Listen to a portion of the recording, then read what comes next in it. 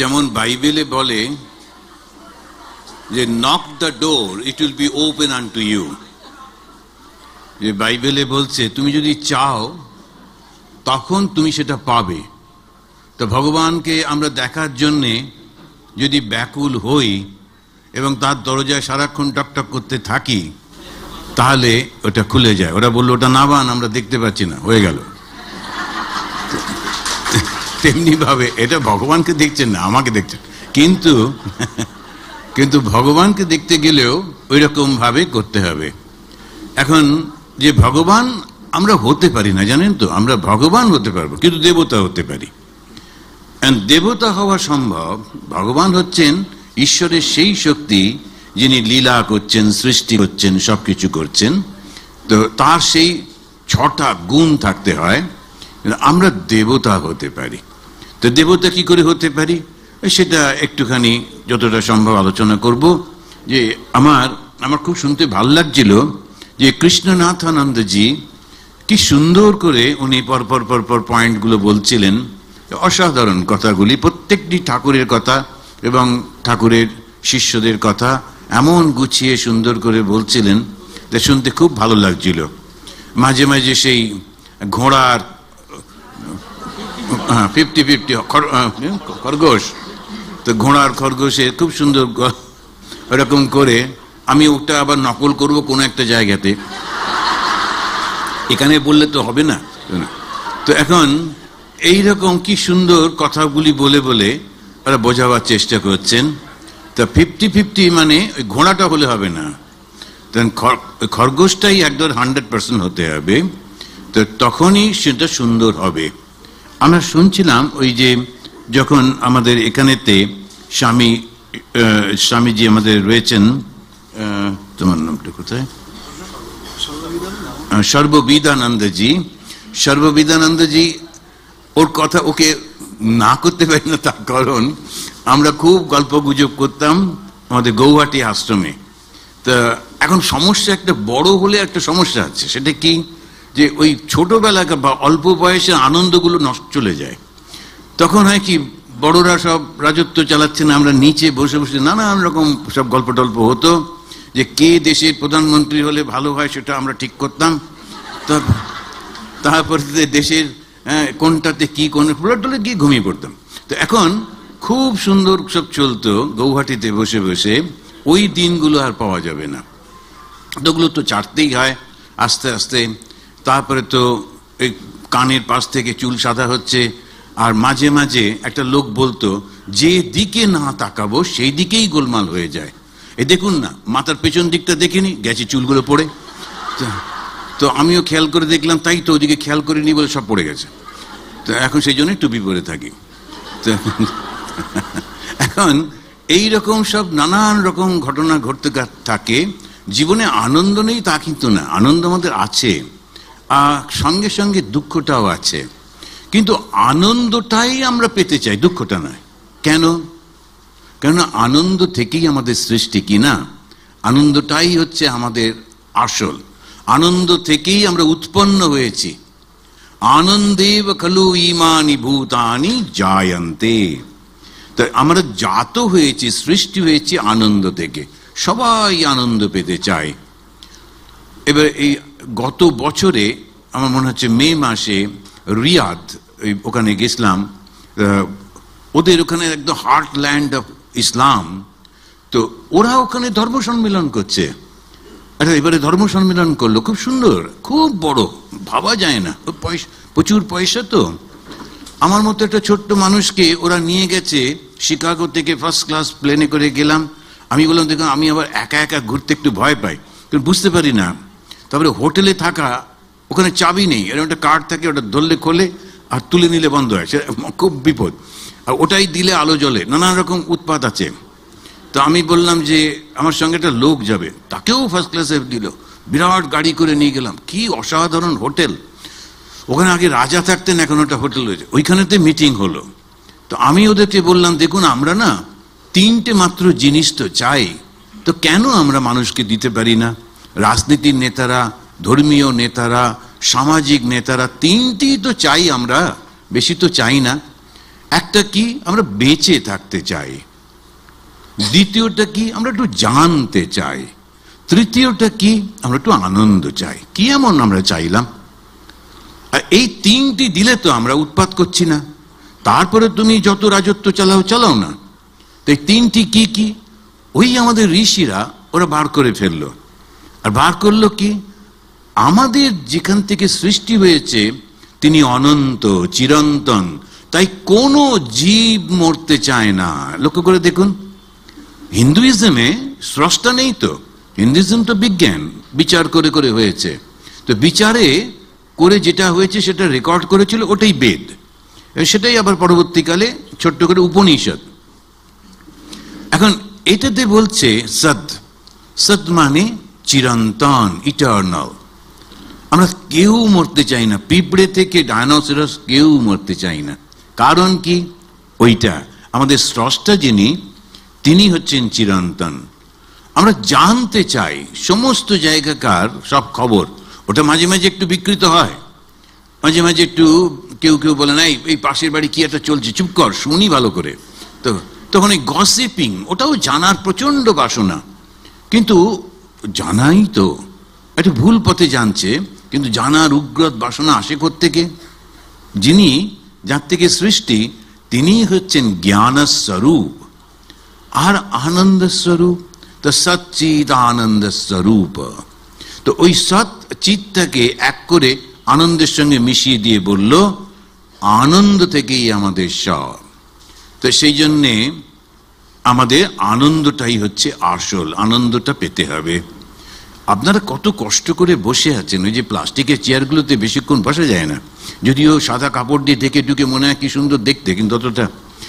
এখন তারপরেতে যারা পাশে ওদিকে বসে আছেন, এখানে ওখানে, কত কষ্ট করে, কিন্তু কেন? ধর্মীয় কথা শুনবো, তাতে আপনাদের আনন্দ হচ্ছে। আপনারা নাচ গান শোনার জন্য যাচ্ছেন না, রাজনৈতিক বক্তৃতা হচ্ছে তাও না। তাহলে কি, ধর্মীয় কথা শুনতে যাদের আনন্দ হচ্ছে, তার জন্য এত কষ্ট করে আসছেন, বসছেন, চুপ করে থাকছেন। তার কারণটা হচ্ছে আপনাদের মধ্যে সত্য গুণ জাগ্রত হয়েছে। আমি নিজের কথা বলছি না, ভাগবতের কথা। ভাগবতে ভগবান কৃষ্ণ বলছেন যে, যখন উদ্ধব জিজ্ঞেস করছে কি করে বুঝবো সত্যগুণ, এ কথাগুলো আমি সব জায়গায় বলি, কারণ এগুলো আমরা জানি না বলে। আমাদের নিজেদের যে কতটা আমরা অ্যাডভান্স হয়েছি বুঝতে পারি না। আমরা যখন উদ্ধব বলছেন যে তুমি চলে গেলে কলিযুগ এসে যাচ্ছে, আমি বাঁচবো কি করে? ঋষিরা পালাচ্ছেন, অন্য কেউ কেউ রাজারা, তারাও সব পালাচ্ছেন। তখন উদ্ধব পায়ের কাছে এসে যখন বললেন, তখন উনি এইটা করো, এই যেমন উনি বলছিলেন প্রথমে সাধু সঙ্গ করো, এরকম করে করে বলছেন কৃষ্ণ। তারপরে বলছেন উদ্ধব, সত্যগুণ জাগ্রত করো। সত্যগুণ কি করে বুঝবো? জাগ্রত হচ্ছে যখন আমার কথা শুনতে ভালো লাগছে। আমার কথা মানে ভগবানের কথা শুনতে ভালো লাগছে, এটা সত্যগুণের লক্ষণ। নইলে একদম কিছুতেই শুনতেই চাইবে না। একজন মা বলছিলেন, মহারাজ আমার ছেলেটা যখন ছোট ছিল কি সুন্দর ঠাকুরের কথা শুনতো, এখন ঘাড় ধরে আনতে চাইলেও আসবে না। তাই বললাম, তখন ওর ঘাটটা নরম ছিল, এখন ঘাটটা শক্ত হয়েছে। সেই কারণে, কেন ওর মধ্যে এখন ওর কর্মফলটা জেগে উঠছে, ওর আগের কর্মগুলো সব জেগে উঠছে। বাবা মা বললে তো হবে না। এখন যার যাটা কর্মফল সেটাতেই আমরা হয়। আমরা নিজেরা চলবো, কেউ কাউকে সাহায্য করতে পারি না ধর্মজীবনে। শঙ্করাচার্য তার বিবেক চূড়ামণিতেও বলছেন, যদি বাবা লোন করে থাকে ছেলে শোধ করতে পারে। কেউ একজন মাথায় বোঝা নিয়ে যাচ্ছে, আর একজন বোঝাটা নিয়ে তাকে রিলিফ করতে পারে। কিন্তু ধর্মের পথে ওটা হবে না, সব নিজে নিজে চলতে হবে। পতির পুণ্যে সতীর পুণ্য, ওটা হবে না। ওই দুজনকেই নিজের নিজের মতো করে করতে হবে। আর কি করে করব, আর সেইটি প্রসঙ্গ আলোচনা হয়েছে, আরো পরবর্তীকালে ওরা উনি করবেন। এখন আমরা একটা স্তোত্র পাঠ করব সবাই মিলে। আমি একটু করে বলি, আপনারা বলুন। এটা হচ্ছে একটা বেদান্তের স্তোত্র, এবং সেখান থেকে আমরা দেখব আসলে আমরা কারা। আপনারা আমার পরে পরে বলুন। অহম নির্বিকল্প নিরাকার রূপ। আমি নির্বিকল্প, আমার কোনো কল্প নেই, মানে আমার কোনো আকার নেই, কোনো কিছু নেই। আর নিরাকার রূপ, বিভূত্বাচ্চ সর্বত্র। आप हॉस्टल पे हमें 8,000 रुपए किराया देना पड़ता है। आप प्लीज हमें मदद कर दो और जो हमारा सपना जो है वो सपना पूरा करने के लिए प्लीज हमें हेल्प कर दो।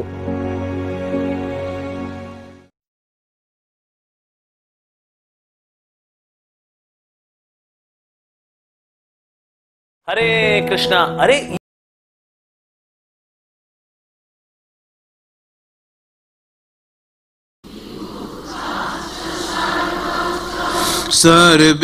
सर्वेन्द्रियाणां न च संगतम् नैव मुक्तिर्न मेया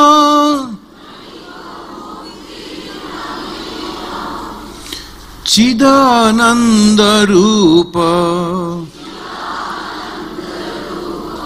शिवोहम शिवोहम चिदानंद रूप शिवोहम शिवोहम। शंकराचार्य अद्वैत दृष्टिते बोलছেন আমি কিন্তু শিব স্বরূপ, সচ্চিদানন্দ স্বরূপ। আমি মরতে চাই না, আমি জানতে চাই, আমি আনন্দ চাই, এই তিনটি সচ্চিদানন্দ। সেই স্বরূপটা হচ্ছে আমি, চিদানন্দ রূপ। আর সেটা কি? শিব। শিব মানে অস্পিশিয়াসনেস, শিব মানে পবিত্রতা। এই পবিত্রতা কাকে বলে? নিঃস্বার্থপরতাই হচ্ছে পবিত্রতা। এখন তুমুল ঝগড়া চলছে যে জলে আমরা গিয়ে ডুব দিয়ে এলাম, এখন সেইটি এসব নানা রকম চলছে। যারা বিশ্বাসী ওরা বলছে ওসব কিছু না, আর ওরা অবিশ্বাসীগুলো আমাদের ভয় দেখাচ্ছে, এইসব নানা রকম হইচই হচ্ছে। কিন্তু অমৃত পাওয়া গেল কি, যেটা হচ্ছে প্রশ্ন। যারা ওটা ডাউট করছে জলটা নিয়ে, তা তো পাইনি, ওর ছেড়ে দিন। আর যারা গিয়ে ডুব দিল ওরা পেল কি? একজন মহিলা এসে বলেন, তুমি যাওনি, আমি গিয়ে ডুব দিয়ে এসছি, তুমি যাওনি। আমি বললাম কিরকম হলো তোমার এক্সপিরিয়েন্সটা বলো। বললো মহারাজ আসলে না জল নেই, হাঁটু সমান জল, ডুবতে পারছি না। বলো কি? আসলে নিরাপত্তার জন্যই হয়তো বেশি জলে যায়। তা কোনো রকমে একদম যখন বসে পড়ে করে উঠলাম, যে মাথায় এত বালি কি বলবো। তাই বল বালিগুলো সংগ্রহ করে রেখেছো? বলে না, পাশেই গিয়ে পরিষ্কার জল ছিল, ওখানে স্নান করে নিলাম।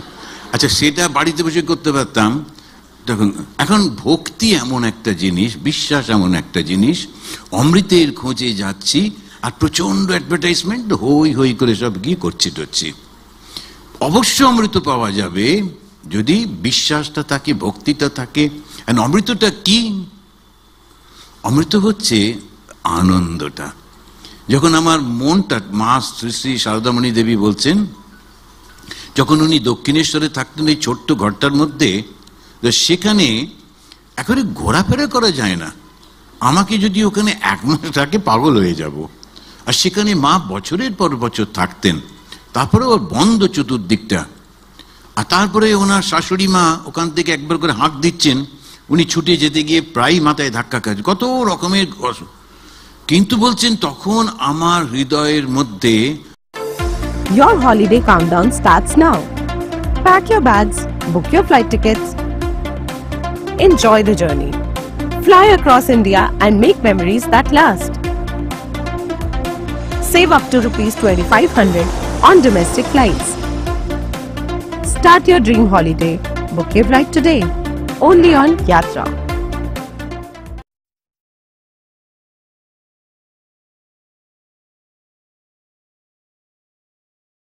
Overpaying for your flight bookings? Not anymore. Enjoy hassle-free travel with Ease My Trip. Use coupon code EaseFly or get up to 35% off on flight bookings.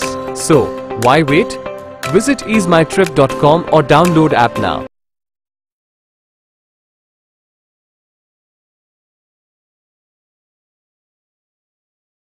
আনন্দের ঘট বসানো থাকতো, ওটা হচ্ছে অমৃত। অবশ্য কিছু কিছু লোক মায়ের দুঃখে ঠাকুরের উপর খুব লেখালেখি করছিল, ঠাকুর তার স্ত্রীকে কষ্ট দিয়েছেন ইত্যাদি বলে। তো এখন ঠাকুরও বলছেন আরে কবে কষ্ট দিলাম, আর ওইদিকে মাও বলছেন আমি তো কষ্ট পাইনি, তোমরা মাতামাতি করছো কেন? এখন এই যে আমরা দেখছি যে কাকে অমৃত বলে, আনন্দটা। কোথায় আনন্দ পাই? মনের মধ্যে। কখন পাই? যখন আমি স্যাটিসফাইড, যে কাজটা করছি, যে অবস্থায় রয়েছি, সমস্ত কিছু আমাকে খুব স্যাটিসফ্যাকশন দিচ্ছে, তখন তো আনন্দ না? সে আনন্দের মধ্যে সব থাকে। তো ওইটা ইনি বলছেন আমরা হচ্ছি শিবস্বরূপ। তো মানুষ কি দেবতা হতে পারে? অবশ্যই, কেননা আমরাই তো সেইটা। আমরা না হতে পারছি, ওটাই তো একটা সমস্যা হচ্ছে, আমরাই তো সেইটা। ভগবান শ্রীরামকৃষ্ণদেব একদম প্রথমেই বললেন মনুষ্য জীবনের উদ্দেশ্য ঈশ্বর লাভ, একদম পরিষ্কার পরিষ্কার। অন্যান্য ধর্মরা তারা একটু না বলে টলে, কিন্তু আমাদের হচ্ছে তোমাকে ঈশ্বর লাভ করতে হবে। একটা ধর্মের একজন বলেছিল আমিও ওনাকে জেনেছি, তাকে ধরে মেরেই ফেললো ওরা। তারপরে তো তার যারা ফলোয়ার্স ছিল তারা পালিয়ে মালিয়ে আমাদের ইন্ডিয়াতে চলে এলো ইত্যাদি। এখন বড় বড় লোটাস টেম্পল করে ওরা খুবই খুশিতে আছে, আমরাও গিয়ে ভিজিট করছি, কোনো অসুবিধা নেই। কি বলেছিল সে? আমিও ঈশ্বরকে দেখেছি। আমরা হলে কি করতাম? ছুটে ছুটে গিয়ে ওর পায়ে পড়তাম। তুমি ঈশ্বরকে দেখেছো? বলো দেখি, ঈশ্বরের গল্প একটু আমাদের বলো, ঈশ্বরের কথা বলো, তোমার জীবনটা আমরা দেখি। তো তখন আমরা কি ভালোবাসি। আমাদের প্রত্যেককে বলা হচ্ছে, স্বামী বিবেকানন্দ বলেন ছিলে পশু, ওই আছো মানব, এবারে দেবতা হইতে হইবে। দেখুন দেখি, ও বলছেন না আমার মাধ্যমে এসো, আমি যা বলছি সব কিছু বলছেন না, তোমাকে দেবতা হতে হবে। কেন না ওই দেবত্বের সমস্ত কোয়ালিটি গুলো আমাদের মধ্যে রয়েছে, শুধু আমি ভুলে গেছি তাই, শুধু ভুলে গেছি তাই। তো মাঝে মাঝে লোকেরা একটু ভুলে যায় না, আলজাইমার হয়, তখন একটু ভুলে গিয়ে বুঝতে পারে না, বিরাট বড় মানুষ, সে ভুলে ঘুরছে এদিক ওদিক, লোকেরা নানান রকম করছে, করতে করতে হঠাৎ তার যখন মনে পড়লো, সে একটা ট্যাক্সি ড্রাইভারকে বললো আমাকে একটু পৌঁছে দেবে। ওর চেহারা দেখি আর অতদিন ধরে বাইরে পড়ে রয়েছে, তো ট্যাক্সি ড্রাইভার বলছে তোমার কাছে পয়সা আছে? বললো আমি যে দরজাটায় যাব সেখানে তোমাকে সব পয়সা দেবে, আমাকে বিশ্বাস করো, একটু পৌঁছে দাও। ট্যাক্সি ড্রাইভার যখন এলো, দরজা খুলে যখন লোকটা ঢুকছে, তখন দেখছে বাড়ি শুদ্ধ লোক হই হই করে ছুটে আসছে, বিশাল বড় প্যালেসিয়াল বাড়ি। ওই বাড়ির কর্তা একটু ভুলে বাইরে চলে গেছিল, আর ওই ট্যাক্সিওয়ালা কি ওর ট্যাক্সির দামের থেকে বেশি টাকা দিয়ে দেওয়া গেল।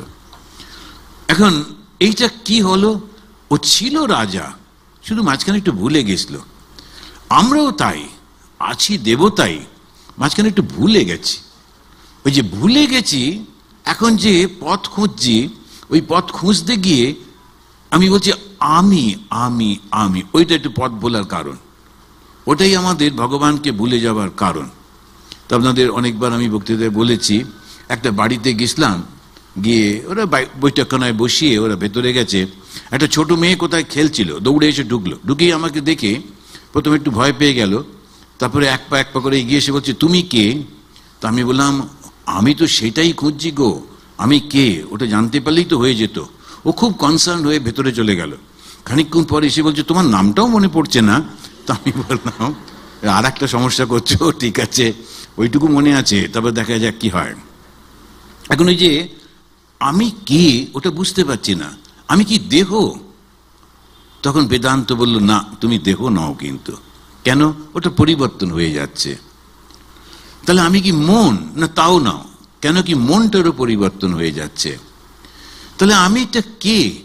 ওই যে আমিটা সারাক্ষণ পরিবর্তনগুলো লক্ষ্য করছে, ওইটা তুমি। আমি ছোট্ট ছিলাম, আমি বড় হলাম, আমি বড় হলাম, আমি বৃদ্ধ হলাম, আমি মারা যাব, এই যে আমি আমি আমি আমি সর্বত্র আমি কিন্তু রয়েছি।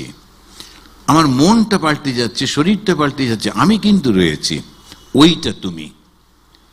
আর ওইটাতে যেই তুমি পৌঁছে গেলে তখন শিব তুমি, তুমি শিব, শিবোহম শিবোহম, ওই তখন আনন্দ। কিন্তু কিছুতে পৌঁছতে পারছি না, যদিও রোজ ঘুমের মধ্যে চলে যাই ওখানে, কিন্তু অজ্ঞানের মধ্যে দিয়ে যাই তো, যদি বুঝতে পারি না, আবার ফিরে আসি। তা যদি আমরা জ্ঞানের মধ্যে দিয়ে ওখানে পৌঁছতে পারতাম, জেনে শুনে যেতে পারতাম। আমি যখন ঘুমিয়ে পড়ি আমার শরীরটা তো চলে যায়, শরীর তো থাকে না, মনটা ক্রিয়া করে। মনের মধ্যে নানান রকমের স্বপ্ন টপ্ন দেখি, তখন মন ক্রিয়াশীল, শরীরটা নয়। তাহলে শরীর না থাকলেও আমি থাকি, এটা প্রমাণটা কি? ওই মনটা, ওই স্বপ্নটা। এবারে স্বপ্নটাও থেমে গেল, আমি ঘুমোচ্ছি। ওই আমিটা কোথায়, কোথায় থাকি সেটা ওইটুকুতে জানতে পারলেই বলবে তুমি বিভু রূপে, বিভু মানে সর্বব্যাপিত্ব, বিভু রূপে সর্বত্র রয়েছ, ওই চৈতন্য, একই চৈতন্য। আর শঙ্করাচার্যের দৃষ্টিতে সেটি হচ্ছে সেই যে চৈতন্য সর্বগ্রাসী, সর্বব্যাপী, ওইটা তোমার বুদ্ধির উপরে রিফ্লেক্টেড হচ্ছে, মন, বুদ্ধি, চিত্ত, অহংকার, ওই বুদ্ধির উপরে। আর সেইটাতে তুমি এত কিছু করছো, আমি রাজা, আমি এই, আমি সেই, কত কি করছো, কিন্তু রিফ্লেক্টেড, ওটা অরিজিনাল নয়। তো ওইটা যদি জানতে পারি বেদান্তের দৃষ্টি থেকে, আবার দ্বৈত যখন যাচ্ছে, এটা হচ্ছে অদ্বৈত দৃষ্টি থেকে, ওইটা ওরা খোঁজে। তো ওটা বড় কঠিন পথ। কেন না, সামনে কেউ নেই তো, হাত ধরবার কেউ নেই। গুরুর কাছে গেলাম, বললাম আচ্ছা আমাকে একটু পথ দেখাতে পারেন? তো গুরু বসে আছেন গাছতলায়, তিনি বললেন অহম ব্রহ্মাস্মি তত্ত্বমসি, বলে ছেড়ে দিলেন। আরে আমি এখন কি করি? তখন বললেন যাও 12 বছর তপস্যা করে বিচার করে করে এসো। ওই বিচার মানে হচ্ছে এইটা, আমি দেহ নই, আমি দেহ নই, আমি দেহ নই। আমাদের পক্ষে একটু অসুবিধে হয়ে যায়। তখন আমরা কি করব? দেহ নই, মন নই, বুদ্ধি নই, এদিকে চেঁচামেচি হচ্ছে, ব্রেকফাস্ট তৈরি হলো, কখন বেরোবো, আর এদিকে বউ ভেতরে বসে বলছে আমি দেহ নই, মন নেই, ওদিকে চেঁচাচ্ছে। এখন মহা মুশকিল। খানিকক্ষণ পরে দেহ তো এসে চিৎকার, নিজে করে নিতে পারো না, কতদিন ধরে আমি করব, বলে আমি আবার খাটে বসে দেহ নই, মন নই, বুদ্ধি নই। তখন পাড়া প্রতিবেশীরা এসে বলে আরে রান্নাটা শেষ করে বস না, এখন এ হবে না। তাহলে কি করা যায়? তখন হচ্ছে দ্বৈত পথে যেতে হবে। সেজন্য গীতাতেও বলল, ভগবান শ্রীরামকৃষ্ণ তো বলছেন ওই পথটা বড় কঠিন, সব কিছু ত্যাগ করতে হবে। যেখানে অহং আছে ওটাও পারবে না, ওটা একটা পথ, পথে জ্ঞানের পথ। আমি চৈতন্য স্বরূপ। দেখুন একটা বক্তৃতা শুনে, অদ্বৈত বেদান্তের বক্তৃতা শুনে একজন বলল আমি আর চাকরি করব না। কেন? যে আমি তো চৈতন্য স্বরূপ, দেহ নেই, বোধ নেই বলে বসে আছে। ও স্ত্রী খুব বুদ্ধিমতী, উনি তাড়াতাড়ি করে একটা চাকরি টাকরি নিয়ে একেও বোঝাচ্ছেন, চাকরিটাও করছেন, করে সংসারটা চলছে। এই ধীরে ধীরে ধীরে মাথাটা নষ্ট হয়ে যাচ্ছে। ওর প্রতিবেশী আমাকে বললেন একদিন দেখছি ওই রাস্তা সারাচ্ছে, আর আমেরিকাতে তো ওটা খুব আইন কানুনগুলো একটু, ও গিয়ে ওর উপরে লিখেছে আই অ্যাম দ্যাট। ওই যে কাটিয়ে নিয়ে গিয়ে নরম যে ইয়ে ছিল প্লাস্টার, ওর উপরে লিখে দিয়ে চলে এসছে। আর যারা বানাচ্ছিল ওরা দূরে ছিল, লক্ষ্য করেনি। পরে সে দেখছে আই অ্যাম দ্যাট, খুঁজে পাচ্ছে না, আর মানেটাও বুঝতে পারছে না কে লিখেছে আই অ্যাম দ্যাট। তো যা হোক বেঁচে গেছে ও। তখন ওকে ডক্টর দেখানো হলো। তো এই অহম নির্বিকল্প করতে গেলে আবার আরেকটা সমস্যা আছে। তখন কিন্তু ওই চাকরি টাকরি ছেড়ে, সংসার টংসার ছেড়ে একদম নিরালম্ব হয়ে করতে হবে। তাহলে আর একটা উপায় কি? ভগবানকে ধরে থাকা। তখন কি করব? এখন ভগবানের কাছে যখন যাচ্ছি, তখন যেমন ভগবান শ্রীকৃষ্ণ বলছেন যে তুমি যদি এই গুণগুলোকে ডেভেলপ করতে পারো, তখনই তুমি দেবতা হয়ে যাচ্ছ। তো সেই গুণগুলো কি? গুণগুলো বলতে গিয়ে উনি বলছেন 16 চ্যাপ্টারে, ভগবদ গীতার 16 চ্যাপ্টারে 3টে মাত্র শ্লোক। এই 3টি শ্লোকে সেই গুণগুলো বললেই হয়ে যাবে, আর কোনো কিচ্ছু নেই। প্রথমেই বলছেন অভয়ম। অভয় মানে ভয় নেই। কেন ভয় নেই? কেন আমি তো মরছি না, মৃত্যুটাই তো ভয়, তো আমার তো মৃত্যুই নেই। তাই প্রথমেই বলছেন অভয়ম, তারপরে বলছেন সপ্ত সংশুদ্ধি। আমার মনটা একদম সরল, সাদাসিধে, কোনো রকম ভাবে পাপ ওর মধ্যে নেই। যখন আমাদের মধ্যে স্বার্থপরতা থাকে তখনই পাপ আসে, যখন স্বার্থপরতা থাকে না তখন তো পাপ আসে না। তো ওই যে খ্রিস্টানদের যে গল্পটা আছে, আদম আর ঈভ, তাদেরকে ভগবান সৃষ্টি করে চলে গেলেন, আর কোত্থেকে আরেকজন এসে সে ওকে সাপের বেশ ধরে এলো, ওদেরকে খেতে দিল, বলা হয় আপেল। তো আপেল বিক্রেতারা তারা প্রতিবাদ করেছে, আবার কি কথা, আমাদের ফলটাকে তোমরা ওরকম ভাবে শয়তানের হাতে দিয়েছো কেন? তখন ওটা বলা হয় ফল। কি ফল তুমি বুঝে করো, কারণ আমরা জানি না। এখন এই আপেলটা নাকি বা কোন একটা ফল দিয়েছিল, ওটা কে ওদের পাপ হলো। তখন ভগবান যখন ফিরে এলেন, তাড়াতাড়ি করে গাছের পাতা নিয়ে ওদের নিজের শরীরটা ঢাকতে গেল। তখন ভগবান রেগে গিয়ে বললেন, তোমরা আমার কথা শোনোনি, আমার থেকে দূরে চলে যাও। দ্যাট ইজ হচ্ছে প্রথম পাপ, দ্য অরিজিনাল সিন। আর সেইটা আমরা এখনো ভুগছি বলে ওরা বিশ্বাস করে, ইত্যাদি ইত্যাদি। আমরা কিন্তু তা বলি না, আমরা বলি অহংকার। অহংকারটাই সমস্যা। যে যখন সৃষ্টি হচ্ছে দ্বৈত ভাবে, তখন ব্রহ্মা সৃষ্টি করছেন।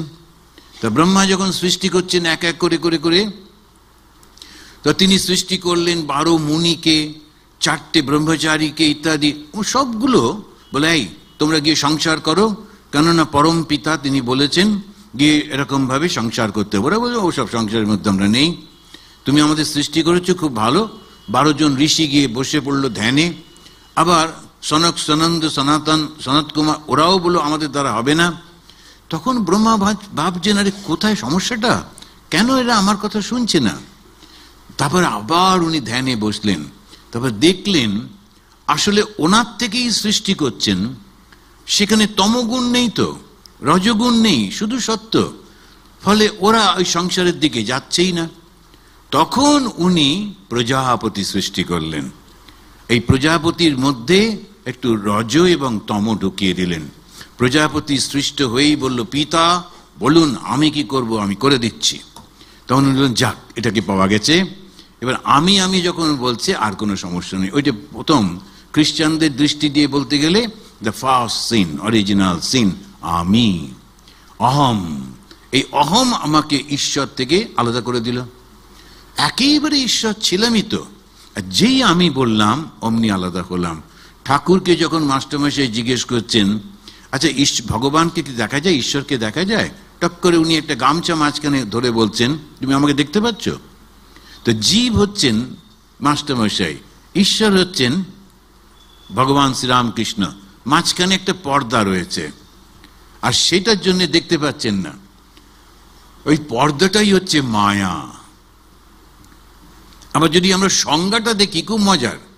ঈশ্বরকে মায়া উপহিত চৈতন্য, কথাটা একটু খেয়াল করে দেখুন। উপহিত মানে ঢাকা দেওয়া, তো মায়াকে ঢাকা দিয়েছে, অর্থাৎ চৈতন্য ঢাকা দেওয়া রয়েছে মায়া দিয়ে, ওটা হচ্ছে ঈশ্বর। জীবকে অহংকার উপহিত চৈতন্য, চৈতন্যই ঢাকা দেওয়া রয়েছে অহংকার দিয়ে। এবার অহংকারটা সরিয়ে নিলাম আর মায়াটা সরিয়ে নিলাম, থাকলো কি? চৈতন্য। তাহলে ঈশ্বর চৈতন্য, জীব চৈতন্য, আর সেইভাবে আমরা এক। ভগবানের কাছে যখন আমরা যাচ্ছি, তখন এই গুণগুলো একটুখানি আমাদের মধ্যে বাড়িয়ে দিতে হবে। অভয়ম সত্য সংশুদ্ধি জ্ঞান যোগ ব্যবস্থিতি। তারপরেই বলছেন কতগুলো প্র্যাকটিক্যাল, দানম, দমশ্চ, যজ্ঞশ্চ, শ্রদ্ধায়, স্তপ, আর্জবম। আমরা যখন দান করি, দানটা নিজের পয়সাটা দান করতে হয়। আমাদের দেশের কোনো একজন চিফ মিনিস্টার সরকারি টাকায় দুর্দান্ত একটা দামি মুকুট করে ভগবানকে দান করেছিলেন, এবার আর জিততে পারেননি। কারণ ভগবান বলছেন, আরে ওটা তো আমারই টাকা, আমার টাকায় আমাকে, নিজের পয়সা কই? সেও তো নিজের, তাহলে নিজের টাকা থেকে দিতে হবে, নিজের অর্থ থেকে দিতে হবে, নিজের উপার্জন থেকে দিতে হবে। সেটা হচ্ছে দান। আর শ্রেষ্ঠ দান কোনটা? আবার মহাভারতের গল্পের মধ্যে যখন যুধিষ্ঠির যজ্ঞ করলেন, তখন ওই বেজিটা হাফ সোনা হাফ নর্মাল, সে গড়াগড়ি খেয়ে বললো, না এটাও না, আগেরটা ভালো ছিল। সবাই বললো আগেরটা মানে? তখন এই গল্পটা বললো, সেই ব্রাহ্মণ, তার মাত্র ওই কয়েকটা রুটি ছিল খাবার জন্যে, সে, তার স্ত্রী, তার পুত্র, কন্যা সবাই দিয়ে দিয়েছিল সেই যিনি ধর্ম অতিথি হিসেবে এসেছিলেন। আর না খেতে পেয়ে ওরা শরীর ত্যাগ করলেন। ওইটা যজ্ঞ। ওরা কিন্তু আগুন জ্বালেনি, ওরা কিন্তু মন্ত্র বলেনি, ওরা শুধু একজনের ক্ষুধা নিবৃত্তি করেছিল নিজেদের যেটুকু খাদ্য ছিল সেটা দিয়ে। খেয়াল করে দেখুন। আর তখন ধর্ম বলছেন এটা হচ্ছে শ্রেষ্ঠ দানম। তো দানটা হচ্ছে সেইটা যেটা আমি আমার থেকে না তোমার আর একটু বেশি প্রয়োজন আমি দিয়ে দিচ্ছি। তো দানটা খুব বড় একটা পুণ্য। এদিক ওদিক থেকে নিয়ে এসে আমি আন্দামানে ছিলাম, হঠাৎ করে একটা গাড়ি করে, ভদ্রলোককে আমি চিনতাম, কিছুদিন আলাপ হয়েছে, হঠাৎ করে একটা গাড়ি করে বড় বড় 4টে ব্যাগ এলো, বেশ বড় বড় একটা ট্রাঙ্ক একেবারে। বললো আপনার খাটের তলায় রেখে দিন। আমারই একটা ভাঙা কোনো রকমের খাট আছে। আর সত্যি সত্যি আন্দামানে খুব গরিব অবস্থা ছিল প্রথম দিকে। তো বললো আপনার খাটের তলায় রেখে দিন, 5-7 দিন পরে এসে আমরা নিয়ে যাব, এর মধ্যে একটা ট্রাঙ্ক আপনাকে দিয়ে দেবো, 3টে নিয়ে যাব, আর আপনাকে ভিক্ষে করতে হবে না। তখনই আমি বুঝলাম গোলমাল আছে। তো ভিক্ষে করতে হবে না যখন বলছে, আমি ওই যেতাম তো, আর আন্দামানে ওখানে ভিখারি নেই আর সন্ন্যাসীও নেই, ফলে ওরা বুঝতে পারতো না এরা ভিক্ষে করছে কেন। খুব সুন্দর দেশ, সুন্দর জায়গা। তো ওখানেতে লোকেরা, কেননা সবাই পয়সা আছে, ভুল করে আমরা ওই বাংলায় যাইনি, কিন্তু খুবই যারা যারা আছে খুব একদম সবকটা লাখপতি, ওর নিচে কেউ নেই। এখন ওই যে ওরা রাখতে চাইছিল, তার কারণ কি পরে বুঝলাম। ওই দিল্লি থেকে একটা সেই পুলিশের দল এসছে, ওর বাড়িতে, অফিসারের বাড়িতে সার্চ হচ্ছে, ওখান থেকে নিয়ে এসে আমার ওখানে আমি বললাম না বাবা এটা হবে না। তারপরে ছেলেদের দিয়ে জোর করে ওর ফেরত পাঠালাম। তারপরে এইসব হয়ে গেল, দিল্লির লোকেরা চলে টলে গেল। হঠাৎ দেখছি আমাদের আশ্রম থেকে একটু উপরে, পাহাড়ের উপরে, ওখানে একটা টেম্পল ছিল, সেখানে পুরোহিত দেখছি বেশ সুন্দর সেজে গুজে ঘুরছে। তাই প্রচুর লোক কাজ করছে, রিনোভেশন হচ্ছে। তাই আমি বললাম पंडित जी आपका तो बहुत अच्छा हो रहा है। না ও ভগবান নে পয়সা ডালা। আচ্ছা বুঝলাম, ওই 4টের একটা আছে। এখন এই যে এই ভগবান নে পয়সা ডালতে গেলে তখন ওই রকম ভাবে পয়সা, আমরা ওটা কখনো নেব না তখন। কেন না, ওটা দান নয়। তো যে দিচ্ছে সেও চুরি করা, আর যে নিচ্ছে ও চুরির ভাগিদার হচ্ছে। কেউ কেউ কমেন্ট করেছিলেন, we don't see the colour of the note of the money. না, ওটা দেখতে হবে, সেই জন্যে একেবারে পিন টিন সব দিয়ে দান করতে হয়। আমাদের এখানে দান করাটাও একটা সমস্যা, যে আপনার আইডেন্টিটিটা দেখান, এরকম সব হয়। তো দানম দমশ্চ, ওইটা আমাদের নিজে নিজে করতে হয়। এখন নানান রকমের মনের মধ্যে ফুট উঠতেই থাকে, ওটাকে দম করতে, দান বন্ধ করতে হবে। তো সম দম এটা আছে না, ওইটা আমাদের লড়াই, কেউ লড়তে পারে না। ভেতরে ভেতরে যে চিন্তাগুলো হচ্ছে, ভেতরে ভেতরে যে বাসনাগুলো হচ্ছে, ওটা আমাকে কে সাহায্য করে দেবে? কেউ তো করতে পারে না। একজন ভদ্রলোকের হাই ডায়াবেটিস, স্ত্রী ওনাকে খুব নজরে নজরে রাখেন, উনিও একদম না না না আমার দীর্ঘদিন বাঁচতে হবে, স্ত্রীকে দেখাশোনা করতে হবে বলে ওখানে সেদ্ধ খান, বাইরে এসে মিষ্টি খান। তো কোনো জায়গায় গেলে টেলে একটু মিষ্টি টিষ্টি, না না এখন তো স্ত্রী নেই, বলে আরে কি আশ্চর্য, শরীরটা তো আপনার, স্ত্রীর তো নয়। কিন্তু ও শুনবে না। ওটাতে কি দম হচ্ছে, নিজেকে সাবধান থাকতে হবে। নিজে যদি সাবধান না হই না, এটা আমি করব না, আমার করা উচিত না। আমরা আমেরিকাতে একদম একা একা থাকি, এখানে সাধুরা সব একসঙ্গে থাকে, তো কেউ কিছু করার উপায় নেই। একটু যে ভালো গায়ে স্প্রে মেরে একটু ঘুরবো তার উপায় নেই। অমনি আর একজন সাধু বলেন, মহারাজ আপনার গা দিয়ে একটু সুন্দর গন্ধ, ওটা কোথায় পেলেন? আরে তো মহা মুশকিল। আমরা একবার লুকিয়ে লুকিয়ে স্প্ল্যানেডের একটা দোতলা, একটা নিচে একতলাতে হোটেল আছে, দোতলাতেও ওদেরই, গিয়ে ধোসা খেতে গেছিলাম আমি আর একজন স্বামীজি। এখন তখন আমরা ব্রহ্মচারী, তো বুক ফেয়ার হচ্ছে, বুক ফেয়ার একটু আমাদের ফ্রিডম ছিল, একটা ট্যাক্সি থাকতো, ওটা করে একটু ঘুরতে পারতাম। তো আমরা, উনি বললেন এই ধোসা খাবেন? আমি বললাম ধোসা চলুন। তো দুজনে, আমি বললাম কোথায় খাওয়াবেন? বললো কেউ দেখতে পাবে না বলে। আমরা গিয়ে ওই ট্যাক্সিটাকে বললাম তুমি দাঁড়াও তো, আমরা দোতলায় গেলাম যাতে কেউ খেয়াল না করে, একতলা তো নজরে পড়ে। দোতলায় গিয়ে ধোসা টোসা খেয়ে নেমে এসে যখন পয়সা দিতে যাব, বললো না আপনাদের পয়সা দিয়ে দিয়েছে। সে কি, কে দিল? রামকৃষ্ণ মিশনের ভক্ত, এমন জায়গা নেই যে নেই। ধোসা খেতে গিয়েও ধরা পড়লাম। সত্যি আমাদের তখন ম্যানেজার মহারাজ বলছেন, আসলো নাকি ধোসা হয় না, ওখানে কেন ধোসা খেতে গেছো? ওটা কোথায় পেলেন? আরে তো মহা মুশকিল। আমরা একবার লুকিয়ে লুকিয়ে স্প্ল্যানেডের একটা দোতলা, একটা নিচে একতলাতে হোটেল আছে, দোতলাতেও ওদেরই গিয়ে ধোসা খেতে গেছিলাম আমি আর একজন স্বামীজি। এখন তখন আমরা ব্রহ্মচারী, তো বুক ফেয়ার হচ্ছে, বুক ফেয়ার একটু আমাদের ফ্রিডম ছিল, একটা ট্যাক্সি থাকতো, ওটা করে একটু ঘুরতে পারতাম। তো আমরা, উনি বললেন এই ধোসা খাবেন? আমি বললাম ধোসা, চলুন। তো দুজনে, আমি বললাম কোথায় খাওয়াবেন? বললো কেউ দেখতে পাবে না বলে। আমরা গিয়ে ওই ট্যাক্সিটাকে বললাম তুমি দাঁড়াও তো, আমরা দোতলায় গেলাম যাতে কেউ খেয়াল না করে, একতলা তো নজরে পড়ে। দোতলায় গিয়ে ধোসা টোসা খেয়ে নেমে এসে যখন পয়সা দিতে যাব, বললো না আপনাদের পয়সা দিয়ে দিয়েছে। সে কি, কে দিল? রামকৃষ্ণ মিশনের ভক্ত, এমন জায়গা নেই যে নেই। ধোসা খেতে গিয়েও ধরা পড়লাম। সত্যি আমাদের তখন ম্যানেজার মহারাজ বলছেন, আসলো নাকি ধোসা হয় না, ওখানে কেন ধোসা খেতে গেছো?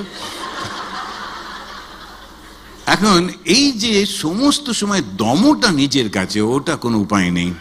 নিজে নিজে বলতে না বাবা দরকার নেই, ওই তো আশ্রমে তো হয়, দরকার নেই এখানে। এখন ওইটা হচ্ছে নিজের কাছে করতে হবে, তাছাড়া উপায় নেই। স্বাধ্যায়, এটা খুব গুরুত্বপূর্ণ জানেন।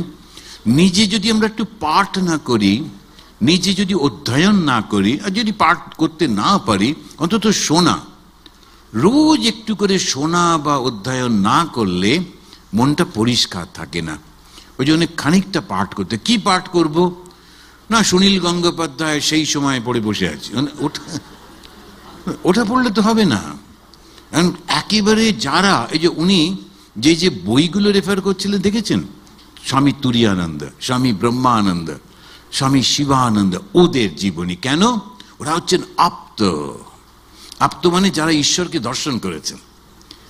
ঈশ্বরকে যারা দর্শন করেছেন তাদের বাক্যগুলো যদি পড়ি, হয়তো অত গুছিয়ে বলা নেই বা সুন্দর করে বলা নেই, তাতে কিছু না, ওই কথাগুলোই মন্ত্র, যা যা বলেছেন। ওই জন্য যখনই বইটা পড়বেন দেখবেন পেছনে কার নামটা আছে, ওপরে কার নামটা আছে। এখন আর আমাদের সময় নেই। সাহিত্যিকরা কি সুন্দর করে লেখে। সে একবার একজন ওই যে লিখেছিল অচিন্ত সেনগুপ্ত, এই পরম পুরুষ, একদম কি অসাধারণ। ওই ধর্মীয় বই কিনবার জন্য দোকান ভাঙা হয়েছিল ওই একটাই, অচিন্ত কুমার সেনগুপ্তের, সে তখনকার সেই ইয়েতে, কলেজ স্ট্রিটে। কিন্তু সুন্দর করে লেখা বটে, কিন্তু ডাইরেক্টলি মাস্টারমশাই যেটা লিখেছেন, যাতে স্বামী বিবেকানন্দ কমেন্ট করেছেন, মা কমেন্ট করেছেন, দেখেছেন, ওটার আলাদা মর্যাদা। ওটা লেখাটা খুব সুন্দর, একটা খুব নাটকীয় করে করা, কিন্তু একটু সমস্যা হচ্ছে ওইটা। তা এক ভদ্রলোক এরকমই কোন একটা জায়গা থেকে গেছিলেন আসামে, আমি তখন অরুণাচলে থাকি, আসামের কয়েকটা প্রাইভেট সেন্টারে ওকে বক্তব্য রাখতে দিলাম। ও কি করতো, একা একাই শাঁখ বাজাতো, মুখ থেকে এরকম করে শাঁখ বাজাতো, তারপরে পাখির ডাক ডাকতো, তারপরে গলা চেঞ্জ করে করে কখনো শ্রীরামকৃষ্ণ, কখনো বিবেকানন্দ, মা শারদা, এসব করে টোরে করতো। তা বেশ সবাই খুব খুশি হচ্ছে। আমি ভাবলাম ওর তো লাস্ট এটা হচ্ছে, তো আমি একটু গিয়ে শুনি। তা আমি নরোত্তমনগর থেকে খানিকটা, প্রায় 50 মাইলের মতো, 50 কিলোমিটার। তো এসে একটা জায়গা আশ্রমে গেলে শুনলাম। তখন ও হচ্ছে ইয়ের কথা বলছিলেন, ওই যে রামপ্রসাদের গল্প হচ্ছে। তো রামপ্রসাদের কাহিনী বলতে বলতে রামপ্রসাদ তার স্ত্রীকে ষোড়শী পুজো করছেন, নমুক করছেন, এই সমস্ত হচ্ছে। তো আমি বললাম রামপ্রসাদ করেছেন, জেগে যাক, এখন চলছে যখন, তার মধ্যে তো বন্ধ করা যায় না। আর তারপর হয়ে গেলে ওকে ডেকে নিয়ে পাশে বসে চা খাচ্ছি, যাই রামপ্রসাদ কখনো করেছেন? বলে হ্যাঁ, উদ্বোধনের বইতে আছে। ও ভাবছে আমি তো আসামে থাকি, উদ্বোধন চিনবো না। আরে আমি বললাম উদ্বোধন, আরে উদ্বোধনের বই তো সবই আমরা পড়ি, ওরকম তো পাইনি। তারপরে যখন একটু চেপে ধরলাম, বলছে আসলে জানেন ওটা শ্রীরামকৃষ্ণই করেছেন, কিন্তু একটু চেঞ্জ করলাম। এখন এই ধরনের লোকের পাল্লায় পড়লে আর এক বিপদ, কেন ধর্মটা তখন নানা রকম ও নিজের মতো করে চেঞ্জ করে যাচ্ছে, একদম চেঞ্জ করবে না। যখন একটা জীবনী বলছো যেমনটি আছে তেমনটি করবে। আপ্তবাক্য মানে হচ্ছে উনি যেমনটি বুঝেছেন তেমনটি। যেমন শারদানন্দজি মহারাজ বলছেন যে ঠাকুরের জীবনী যেটা করে লিখেছি সেটি যেমনটি আমি নিজে অনুভব করেছি, দেখেছি, ওইটা লিখেছি। এখন ওনার বই পড়া হয়তো ল্যাঙ্গুয়েজটা অতটা ভালো হচ্ছে না, তাতে কিছুই না, কিন্তু ওনার ডাইরেক্টটা পড়তে পারলে সেটা হচ্ছে শ্রেষ্ঠ। তো আমরা ওই স্বাধ্যায় করব, আর তপ তপ তপ তপ, শুধু তপস্যা করতে হবে। তপ মানে হচ্ছে তপস্যা। এই তপস্যাটা কি? শ্রী শ্রী মা একটা অসাধারণ কথা বললেন, তপ শুনলেই ভয় পেতাম। তপস্যা মানে হচ্ছে না খাওয়া, আর আমার ওইটাতেই দুর্বলতা, চেহারা দেখি বুঝতে পারছেন। এখন যে ওটা হবে না, না খেয়ে কিছু করা যাবে না, খেয়ে দিয়ে ঈশ্বর লাভ হবে কি? তো বললো হ্যাঁ রামকৃষ্ণ মিশন হতে পারে, তাহলে ঢুকে পড়ি। তো এইসব এখন এই যে আমরা দেখছি তপ মানে কি, কত রকমের তপস্যা করে। ছবি দেখছিলাম, এই নখগুলো হাতের মধ্যে ঢুকে গেছে, এমন একটা করেছে, কাটেননি কোনো দিন, তপস্যা করছেন। একটা হাত উঁচু করে রেখেছেন, সেটা একদম সরু হয়ে গেছে। সত্যি সত্যি ছবিগুলো, বাবা কি কঠিন তপস্যা করছেন ভগবানকে পাওয়ার জন্যে। কিন্তু শ্রী শ্রী মা অসাধারণ একটা ডেফিনেশন দিলেন তপস্যা, যেটা আমরা অবশ্যই করতে পারি। সেটা কি? তপস্যার কি বাবা? যেন তেন প্রকারে, যেমন তেমন করে মনটা ঈশ্বরেতে রাখা। দেখুন কত সোজা, যেন কোনো রকমে মনটাকে ঈশ্বরেতে রাখা। কি করে রাখবো? তখন আমাদের গহনানন্দজি মহারাজ খুব সুন্দর বললেন, যেন তো মার সঙ্গে ঠাকুরের সঙ্গে একটা আটপৌরে ভাব করতে হয়। একটা হচ্ছে ঠাকুর বস আমি, আর একটা হচ্ছে একটা আটপৌরে। তখন ঠাকুর বস না, আমি ওর সঙ্গে ঘুরছি, বেড়াচ্ছি, গল্প করছি, মজা করছি, ঝগড়া করছি, ওইটা ঠিক আছে। মায়ের সঙ্গে তো আরো বেশি। উনি বলেন মেয়েরা এটা ওদের মায়েদের সঙ্গে করে। এখন মা তো মা, কিন্তু আবার ওই মাকে নানা রকম কথা বলবে, তুমি এটা জানো না, এইটা করো, রেসিপি টেসিপি নেয়, এটা সারাক্ষণ মায়ের সঙ্গে একটা যোগাযোগ মেয়ের থাকেই। তো সেইটি ওই রকম করতে হয়। মা আমি এটা দিয়ে রান্না করছি, ঠিক হবে তো? বাড়িতে লোকজন ডেকেছি, ঠিক হবে তো? এরকম সমস্যা হচ্ছে, তুমি কিন্তু থেকো। বাড়ি থেকে বেরোচ্ছি, দেখো বাবা রাস্তাঘাটে যা সমস্যা, তুমি কিন্তু আমাদের রক্ষা করো। সারাক্ষণ মাকে বলে যাচ্ছি, এই দেখো নতুন ব্রিজ হচ্ছে, এই দেখো নতুন এই হচ্ছে, কত কি হচ্ছে। আসার সময় নবান্ন দেখলাম, যে এই দেখো নবান্ন, কিন্তু খাওয়া দেয় না, এমনি ওই নবান্ন মানে নতুন অন্ন না, তো সেই নতুন অন্ন, এরকম সব নানান রকম দেখতে দেখতে সব আসছি, মাকেও দেখাচ্ছি, দেখো কি সুন্দর, গল্প করছি। কি হচ্ছে? মাকে ডাকছি, সারাক্ষণ মাকে চিন্তা করছি। আর যেই মাকে চিন্তা করছি, বাস আমার তপস্যা হচ্ছে। মনটা ঈশ্বরেতে রাখা। আমি সব তো সময় জগতেরই কথা বলছি। দেখো কি সুন্দর নদী, এই যে নতুন ব্রিজটা দিয়ে আসছিলাম, কি অসাধারণ ব্রিজ। সান ফ্রান্সিসকোতে ওই ব্রিজটা দেখেই ওরা পয়সা নেয়, বলে এই ব্রিজ আমাদের এখানে সেকেন্ড হুগলি ব্রিজ, কি সুন্দর ব্রিজটা, রাত্রিরে তো আরো ঝলমল করে। আর একটা দেখছিলাম সেই মা ওভারফ্লো, কি সুন্দর।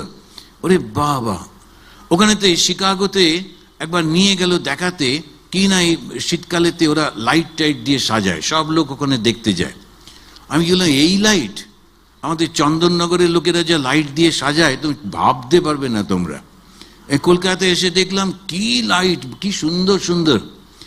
কিছুই না, ওরা শুধু শুধু এমনি বলে। এখানেতে এসে ওই রকম যা দেখছি, মাকে বলছি, মা দেখো কি সুন্দর, কি সুন্দর, কি সুন্দর, এইটা হচ্ছে, এইটা হচ্ছে, এইটা হচ্ছে।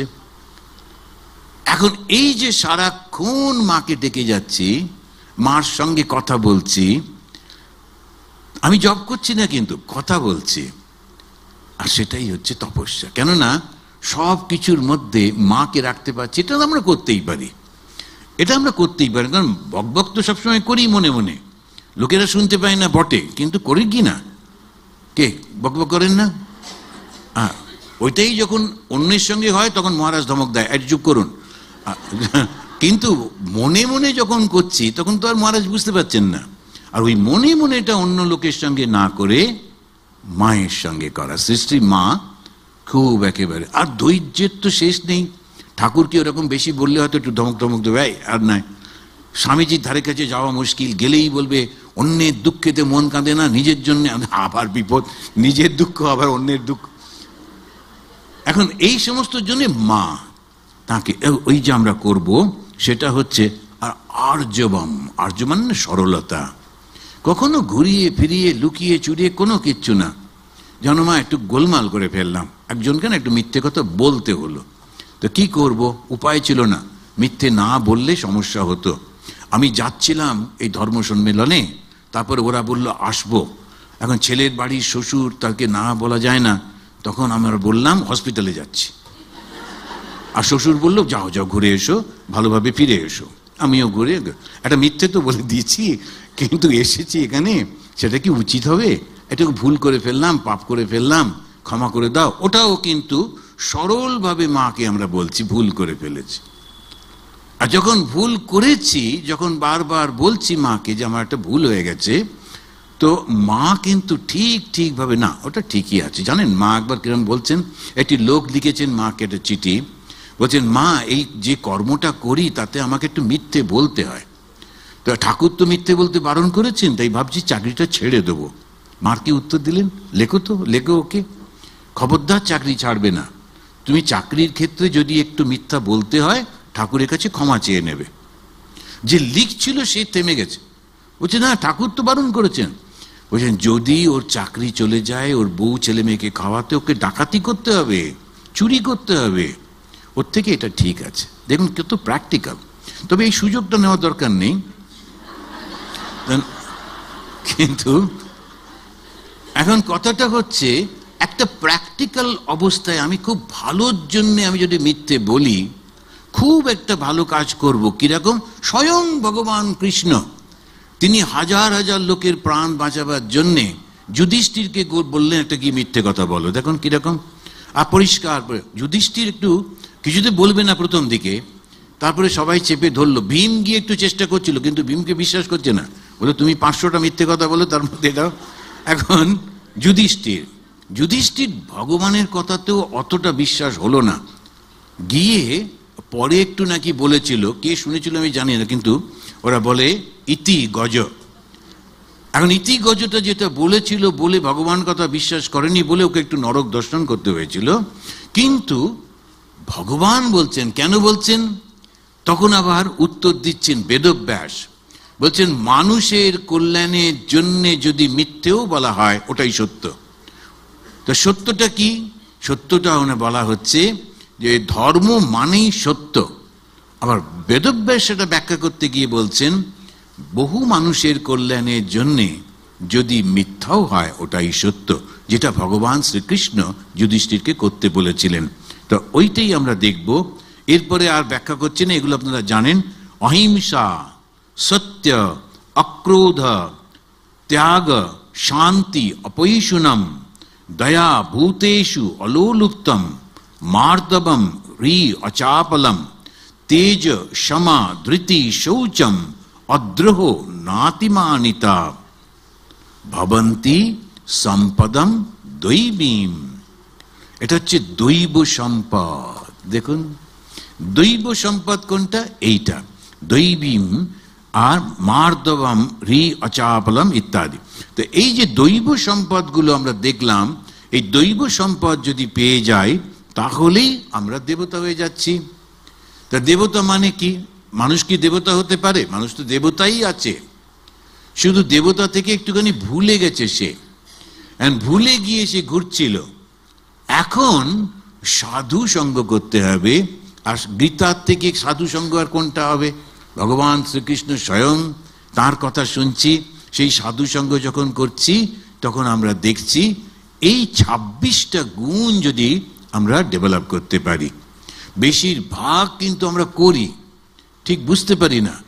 এখন একটু জেনে শুনে যদি এই 26টা গুণ একেবারে বড় বড় করে লিখে রাখতে হবে, 26 একদম।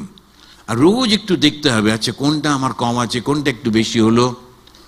এইভাবে যেমন যেমন ওরা পরীক্ষার সময় তৈরি করে ওই রকম ভাবে যদি করি দেখবেন একদম এগিয়ে যাও। আর বুঝবো কি করে এগোচ্ছি? দেখবেন সবার প্রতি একটা ভালোবাসা আসছে। এটা খুব মজার যে ধর্মের পথে যে এগোয় সে কাউকে ঈর্ষা করে না, কাউকে হিংসা করে না, কেননা জগৎটাই তো আমি চাইছি না। তা কে একটু ভালো নাচলো, কে একটু ভালো গাইলো, কে একটু সফল হলো, তো তা আমার কি? আমার তো কিছু এসে যায় না। না, যদি আমি সেইটা না করি তাহলে বুঝতে হবে, যদি আমার ঈর্ষা হয়, যদি আমার রাগ হয়, জেলাসি বলছে না, কেউ একটা সফল হয়েছে তখন একটা জেলাসি আসছে, তার মানে তোমার ভগবানের দিকে যাচ্ছ না, কম্পিটিশন এসে যাচ্ছে। মেরে তো গিরিধারী লাল দুসরা না কই। তুমি গান করছো করো, তুমি যাতে সফল হয় হও, রাজত্ব চালাচ্ছ চালাও, আমার তো ওটা দরকার নেই না। কারণ আমি আমার মন নিয়ে খুব আনন্দে রয়েছি। তা কি করে বুঝবো আমি ধার্মিক হচ্ছি? কি একজন উত্তর দিন তো। হ্যাঁ, আপনি হ্যাঁ বলুন। আনন্দ তো অন্য লোকটা যাকে পছন্দ করি না, ও রিক্সা থেকে পড়ে গেলে একটু আনন্দ হয় কি না? বলে আমি বলেছিলাম না, আমার উপর রাগ করেছিল, এই দেখো পাটা ভাঙলো। কিন্তু না, ওরকম আনন্দ নয়। কিন্তু সত্যি সত্যি খুব ভালো লাগে সবাইকে। এমন কি যে আমার নিন্দামন্দ করে আমার শত্রু, তাকেও আমি মনে হয় না যে আমি কিছু করব বলে। না না না, ও ঠিক আছে, ও ওর মতো করে কথা বলছে। আর সেইটা আমরা লক্ষ্য করি স্বামীজির জীবনে, মায়ের জীবনে। আমি ভেবে দেখুন, সময় আছে না, যখন আমরা দেখছি মায়ের জীবনে, দেখছি কয়েকজন ভদ্রমহিলা সব বসে আছেন, মাকে প্রণাম করছে। আসলে যেমন হয় আর কি, গুরুকে প্রণাম করছেন, তো একটু পয়সা দিচ্ছে, ফলমূল দিচ্ছে, একটু শাড়ি টাড়ি দিচ্ছে। তখন একজন ভদ্রমহিলা বসেছিলেন, ওর থেকে কমেন্ট করছেন, এগুলো তো সব আমারই পাওয়ার কথা ছিল, কেননা ওর সঙ্গে আমারই প্রথম সম্পর্ক হয়েছিল। এখন দেখো দেখি, মা কিন্তু একটু রাগ করলেন না, বলে ও তাই নাকি, সবটা তোমার। এখন ভেবে দেখুন, এইটাই হচ্ছে ভালোবাসা, কারোর ওপর কোনো রাগ নেই। তা আমি যে ধার্মিক বুঝবো কি করে? ওর বাড়িতে যাবে না, ওর সঙ্গে কথা বলবে না, এখানে খাবে না, ওখানে এই করবে না, এটা ধার্মিক না। ক্ষুদ্রতা কখনো ধর্ম হতে পারে না। ধর্ম হচ্ছে উদারতা। ধর্ম সবাইকে ভালোবাসে। ধর্ম কি করে হিংসা করবে? ধর্ম যদি হিংসা করে তাহলে আমরা যাই কার কাছে? ধর্মটা হচ্ছে একটা জায়গা যেখানে শুধু ভালোবাসা আছে। তো ভগবান শ্রীরামকৃষ্ণদেব সম্পর্কে বলতে গিয়ে স্বামীজি বললেন LOVE, পার্সনিফাইড। ভালোবাসাটা জীবন্ত মূর্তি। ধর্ম সম্পর্কে বলতে গিয়ে বললেন আনসেলফিশনেস ইজ গড। ভগবানকে যার কোনো স্বার্থ নেই, নিঃস্বার্থ। এই যে নিঃস্বার্থপরতা যে হবে, যার হবে, তার তো সবাইকে ভালোবাসা লাগবে। তো ধর্ম পথে এগোচ্ছে কি না, ওইটা কিন্তু খেয়াল রাখতে হবে। না হলে কি হবে, ওই ছোটবেলা থেকেই যাচ্ছি মঠ মন্দিরে, আমাদের ঠাকুরদাদা দীক্ষা নিয়েছিলেন, বাবা নিয়েছিলেন, আমরা নিয়েছি, সবাই যাচ্ছি, কিন্তু থেকে যাচ্ছি একই ক্লাসে। ক্লাসটা আর উঠছে না। এই শরৎচন্দ্র চট্টোপাধ্যায় মেস দাদা একটা গল্প ছিল না, হ্যাঁ, সে কিন্তু সমানে ক্লাস 10 থেকে যাচ্ছে, বাকিদেরও পাশ করিয়ে যাচ্ছে, বাকিদের পড়াশুনো দিকে টেকে ওকে পাশ করাচ্ছে। আমরা কি তাই হব? একই জায়গায় থেকে যাব না, আমরা দেবতা হব। তো মানুষ দেবতা হতে পারে কি না? এত আস্তে আস্তে বললে কেবল কনফিডেন্স নেই দেবতা হবো কিনা। অবশ্য হতে হবে, জানেন, দেবতা হইতে হইবে। স্বামীজি যখন বলেছেন অবশ্য দেবতা হব। তবে গোলমালটা হচ্ছে আমরা যে যুগের মধ্যে রয়েছি, সেই যুগটা হচ্ছে একেবারে নিকৃষ্ট যুগ। সত্য, ত্রেতা, দ্বাপর, কলিযুগ, মধ্যকাল। অ্যাকর্ডিং টু ভাগবত এটা হচ্ছে মধ্যকাল। এই মধ্যকাল থাকলে আমরা বেঁচে থাকবো কি করে? কারণ কলিযুগের প্রথমটা হচ্ছে মিথ্যা, তার প্রভাব তো পড়বেই। কলিযুগে যদি মিথ্যা না বলে, সে তো কলিযুগের প্রভাবের মধ্যে পড়ছে না।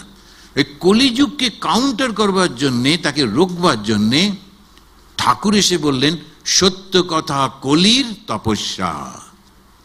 দেখুন, কলির তপস্যা বলছেন সত্য কথাটা, কেননা প্রচন্ড প্রেশার পড়ে মিথ্যা বলবার জন্যে।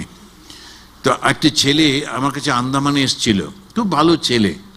তো তারপরে আমি একজনকে বলে টলে একটা, ওখানে একটা প্লাইউডের ফ্যাক্টরি ছিল, ওর ম্যানেজার আমাদের খুব পরিচিত। ওকে বললাম, ভাই দেখো না, ওকে একটা চাকরি দাও। ও বললো, ও তো সায়েন্সের ছেলে, আমি ওকে রাখবো, আমি ওকে ম্যানেজারিয়াল কাজটা শেখাবো, শিখিয়ে তাহলে আমি মাঝে মাঝে কলকাতায় গিয়ে ছুটি কাটাতে পারবো। নইলে আমার জন্য একজন কাউকে দরকার, তো তো বুদ্ধিমান। নিয়ে গেল, সপ্তাহখানিক পরে ধরে ধরে নিয়ে আসছে, মহারাজ ও আপনার কাছেই থাক, ওর মাইনেটা নয় আমি এখানেই দিয়ে দেবো। আমি যে কেন, কি হলো? বললো এত সত্যবাদী আমার ব্যবসা উঠে যাবার অবস্থা। কেননা লোকে যখন এসছে একটা দরদাম করছে, আমি দেখলাম যে লোকটার ডিম্যান্ড আছে, তখন আমি বললাম না এটা তো সহজে পাওয়া যায় না, আপনি অর্ডারটা দিন, একটু অ্যাডভান্স দিন, আমরা একটু চেষ্টা করে তো একটু বেশি দাম পড়তে পারে। ও পাশে দাঁড়িয়েছিল, বললো না স্যার এটা প্রচুর স্টক আমাদের রয়েছে। আচ্ছা আমি ব্যবসা করি কি করে বলুন দেখি? না খুব সত্যবাদী ভালো ছেলে, ও আপনার কাছেই থাক, আমি মাইনেটা আমি দিয়ে দেবো কোন। তো এখন খুব সত্যবাদী হলে আবার ব্যবসা করা যায় না, ব্যবসাতে একটু ওরকম করতেই হয়। তো এখন এই যে সমস্যাগুলোর মধ্যে দিয়ে আমরা চলছি, তো মিথ্যাটা হচ্ছে প্রথম আমাদের এই কলি যুগের। আর দ্বিতীয়, ভীষণ অ্যারিস্টোক্রেটিক ভাবে কলি অ্যাপিয়ার করে। ওই যে গল্পটা রয়েছে, কলির সঙ্গে যখন দেখা হচ্ছে জন্মেজয়ের, দেখলো যে খুব একটা রাজার পোশাক পরেছে কিন্তু হীন কাজ করছে। বলে এই তুমি কে বলো তো? বলে আমি হচ্ছি কলি। তা দারুণ সুন্দর পোশাক পরা, দারুণ ভদ্র, মানে একদম মানে অ্যারিস্টোক্রেটিক ফ্যামিলি মনে হচ্ছে, কিন্তু ব্যবহারটা অত্যন্ত নীচ। এরা চারপাশে থাকবে, তার মধ্যে দিয়ে আমাদেরকে যেতে হবে, ডজিং করতে করতে যেতে হবে, আমার কলির প্রভাব যাতে না পড়ে। সে কাকা হোক, বাবা হোক, দাদা হোক, মামা হোক, যেই হোক না কেন, আমি ঠাকুরের সঙ্গে, আমি ধর্মপথে, আমি এর মধ্যে দিয়ে চলবো। আর আমাদের সব থেকে বড় স্বীকৃতি হচ্ছে, স্বামীজি বলেছেন শ্রীরামকৃষ্ণদেবের আবির্ভাবের সঙ্গে সঙ্গে সত্যযুগের সূচনা হয়েছে। আর আমরা যারা শ্রীরামকৃষ্ণ ভাব অনুরাগী, যারা ঠাকুরের পথ ধরে চলেছি, একটু কষ্ট হবে এর মধ্যে দিয়ে যেতে, কিন্তু আমরা সত্যযুগের প্রথম যাত্রী।